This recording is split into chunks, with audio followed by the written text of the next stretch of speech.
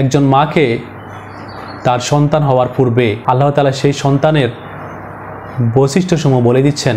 সেই সন্তান আল্লাহর প্রিয় বান্দা হবে, দুনিয়া আখিরাতে সম্মানিত হবে, আল্লাহর নৈকট্যপ্রাপ্তদের একজন হবে। তো এর থেকে খুশির সংবাদ, এর থেকে সৌভাগ্যবান মা কতজন হতে পারে?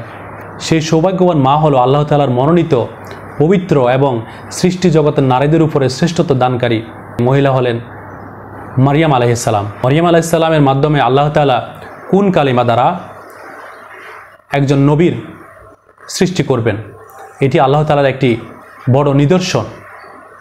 সেই কোন কালিমা দ্বারা আল্লাহ তাআলা মারিয়াম আলাইহিস সালামের মাধ্যমে ঈসা আলাইহিস সালামের ফয়দা করবেন, সেই সম্পর্কে আল্লাহ তাআলা মারিয়াম আলাইহিস সালামকে জানিয়ে দিচ্ছেন।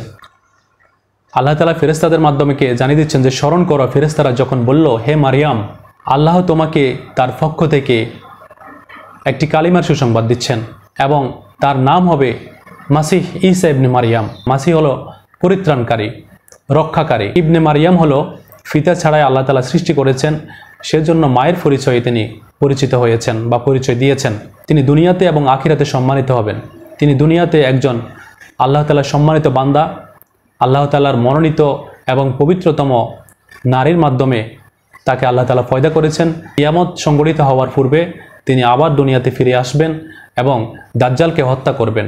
তিনি নৈকট্যপ্রাপ্তদের অন্তর্ভুক্ত, যারা কিয়ামতের দিন আল্লাহর প্রিয় বান্দা হিসাবে মনোনীত হবেন, তাদের মধ্যে তিনি অন্তর্ভুক্ত হবেন।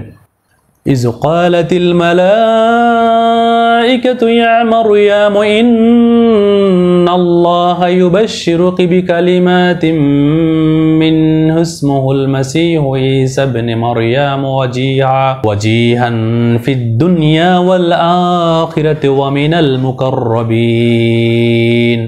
স্মরণ করো, ফেরেশতারা যখন বললেন, হে মারিয়াম, নিশ্চয় আল্লাহ তোমাকে তার পক্ষ থেকে একটি কালেমার সুসংবাদ দিচ্ছেন, যার নাম হবে মাসিহ ঈসা ইবনে মারিয়াম, যিনি দুনিয়া ও আখিরাতে সম্মানিত হবেন, আল্লাহর নৈকট্যপ্রাপ্ত বান্দাদের অন্তর্ভুক্ত হবেন।